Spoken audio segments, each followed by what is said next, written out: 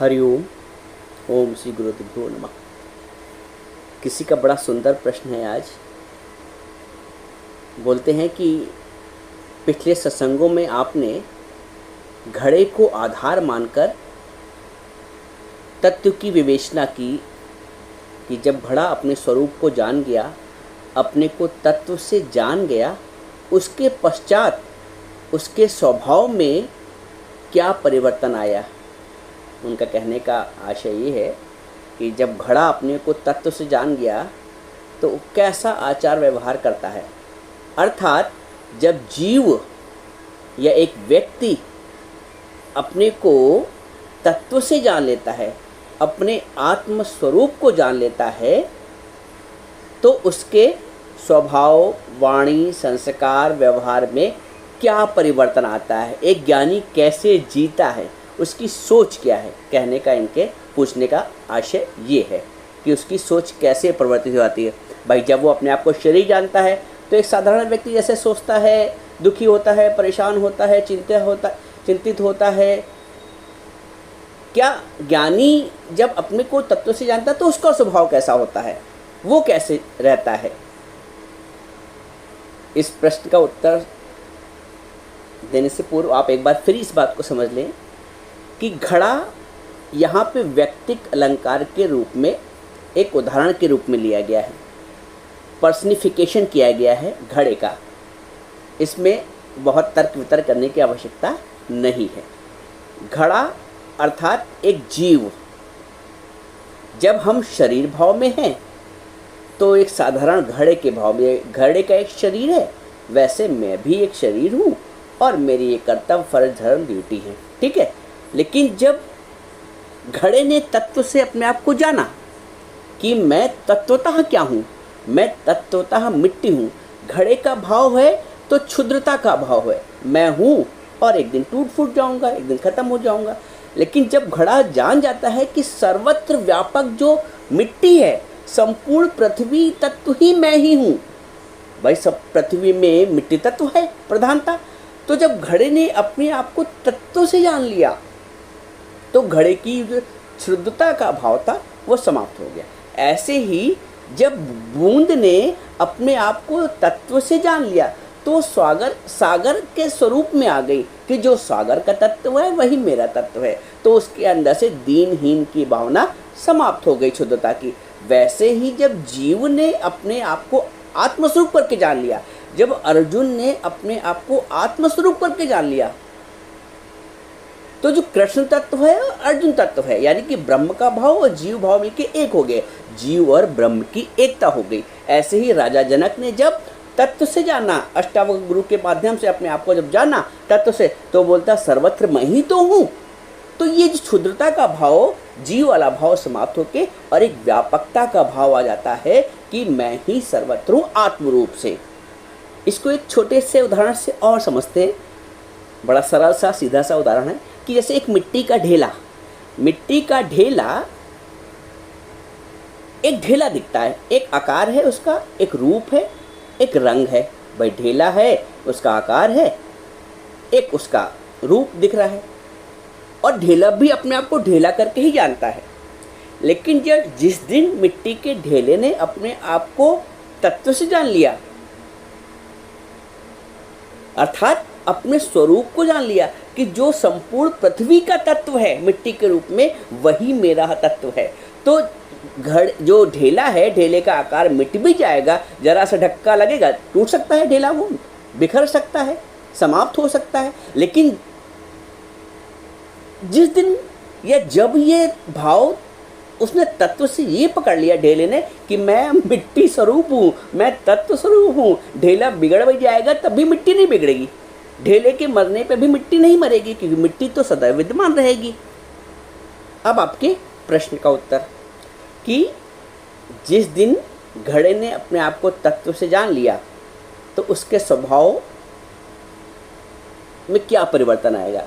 या घड़ा एक सिंबॉलिक है, यहाँ एक प्रतीकात्मक है। इसको हम सही शब्दों में बोलें तो जिस दिन जीव ने अपने आप को आत्म तत्व से जान लिया तो उसका आचरण, व्यवहार, स्वभाव, सोच क्या होती है एक ज्ञानी की। तो सबसे पहले तो जब घड़े ने ये जाना कि मैं मिट्टी हूँ तत्व से, तो उसके अंदर इस बात की पक्की खुनकी हो गई, ये बात उसने पक्की तौर से जान ली घड़े ने कि मैं मिटूंगा नहीं, मैं मरूंगा नहीं, भले ही कितना टूट फूट जाऊं। घड़े का एक जीवन है, एक लाइफ है, एक निश्चित जीवन है, कभी न कभी तो टूटे फूटेगा, इधर उधर होगा ही। तो जिस दिन घड़े ने अपने आप को तत्व से जान लिया तो उसने ये समझा कि मैं कभी मिटूंगा नहीं, मैं कभी मरूंगा नहीं, क्योंकि तत्व रूप से मैं किसी न किसी तरह मैं विद्यमान ही रहूँगा, मेरा नाश ही नहीं है। ऐसे ही जीव ने जब तक उसको शरीर का भाव था, मैं मिस्टर सो एंड सो, मैं मिसेस सो एंड सो, तब तक उसके अंदर मरने का भय था, मरने की एक वो थी कि मैं मरूंगा, मैं मिटूंगा, एक दिन ये शरीर नहीं रहेगा। लेकिन जब उसने तत्व से जान लिया तो बोलता है कि मैं न मरबो, जैसे कबीर बोलता है, मैं न मरबो मरबो संसारा। भगवान बोलते हैं इसको गीता में, न जायते मृते वा कदाचित नायम भूत्वा भविता वा न भूया अजो नित्य स्वास्थ्योयम पुराणो ना हन्नते हन्य माने शरीरे। शरीर के मारे जाने पर भी मेरा नाश नहीं है, वो मेरी मृत्यु नहीं है, ना हन्नते हन्य माने शरीरे। ये भाव सबसे पहले पक्का होता है कि मैं न मरबो मरबो संसारा। तो एक जो मृत्यु का भय है वो समाप्त हो जाता है, क्योंकि जाएगा तो शरीर, मैं आत्मरूप से सदैव विद्यमान रहूँगा। एक तो ये खुनकी उसको आती है। दूसरा, घड़ा ये भी सोच लेता है जब तत्व से अपने आप को जानता है कि मैं कभी पुराना अर्थात बुढ़ा नहीं होऊंगा। अब इसका मतलब क्या है भाई, घड़ा है तो एक दिन में वो पुराना भी हो जाएगा कुछ दिन बाद इस्तेमाल करते करते, और एक दिन नहीं भी रहेगा। लेकिन जब तत्व से जानता है तो घड़ा ये समझता है कि मैं पुराना नहीं होऊंगा, बुढ़ा नहीं होऊंगा। अब जब तक अब इसको जीव के परिप्रेक्ष्य में समझ लेते हैं। जीव जब तक अपने आप को शरीर जानता है तो वो बुढ़ा भी होगा, वो बीमार भी होगा, वो परेशान भी होगा। लेकिन नानक जी बोलते हैं, गुरुमुख कदी न बुढ़े होवे। जो गुरुमुख हैं वो कभी बुढ़े नहीं होते, क्योंकि उनको आत्मभाव पक्का हो जाता है। शरीर के बुढ़े होने से भी मैं बुढ़ा नहीं होता हूँ, क्योंकि आत्मा में न बढ़ने का, न जन्मने का, न मरने का कोई विचार नहीं है। इसलिए न बुढ़ापा का तो विचार हो नहीं सकता। तो गुरुमुख कदी न बुढ़े हुए। दूसरी तरफ घड़ा ये सोचता है कि मेरा रंग रोगन भले ही बदल जाए पर मैं स्वरूप से सदैव अपरिवर्तित हूँ।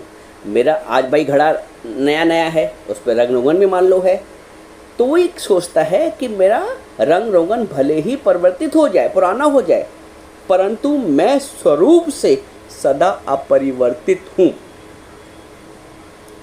जीव के परिप्रेक्ष्य में, अज्ञान में जीव ये समझता था मैं आज जवान हूँ, कल ऐसा बुढ़ा हो जाऊँगा, फिर नहीं रहूँगा। सब परिवर्तन शरीर में आता रहे। शरीर के परिवर्तन को अपने में परिवर्तन मानता है।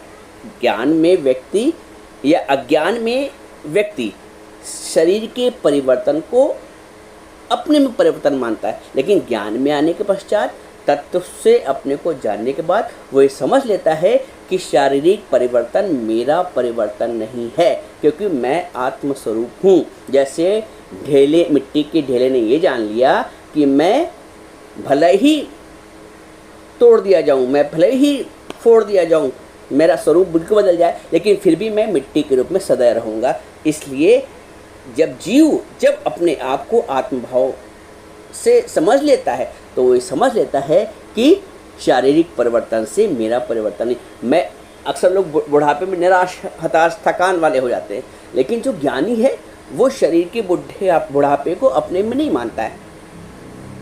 बात फिर वही आ गई कि गुरुमुख कदी न बुढ़े होवे, ये भाव समाप्त हो जाता है।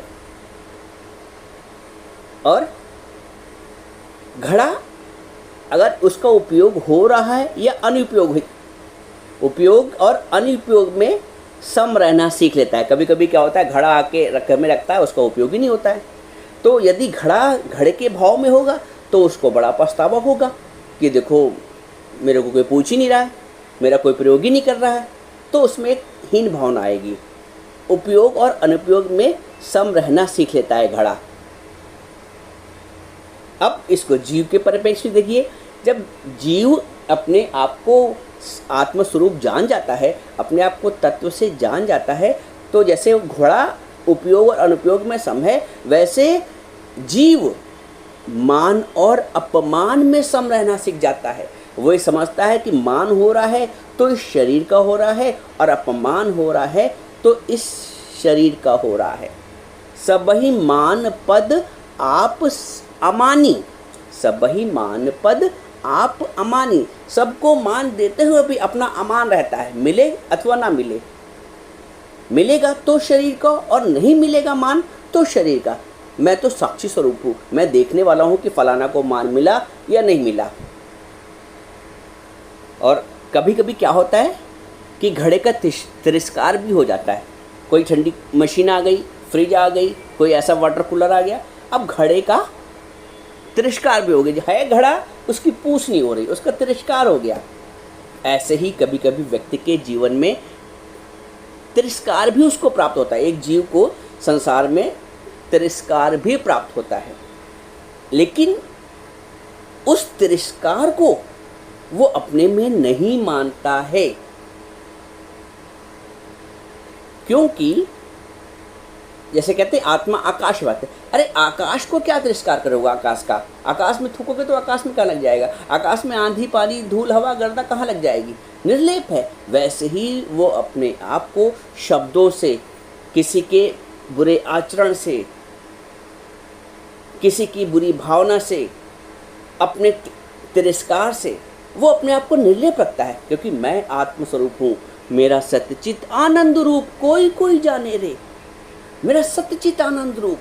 तो जिस दिन आप अपने स्वरूप को जान गए, सारे तिरस्कार से, सारे अपमान से, मृत्यु से, बुढ़ापे से, जरा से, व्याधि से, जरा मरण मोक्षाय माम आश्रित यत्नते। कितनी बढ़िया बात भगवान कहते हैं कि जरा मरण मोक्षाय माम आश्रित यत्नते। जो मेरे आश्रित है वो जरा से, मरण से, बुढ़ापे से, बीमारी से छूट जाता है। जो मेरे आश्रित है, जरा मरण मोक्ष, उसको मोक्ष मिल जाता है जरा मरण से। जरा मरण मोक्षाय माम आश्रित यत्नते।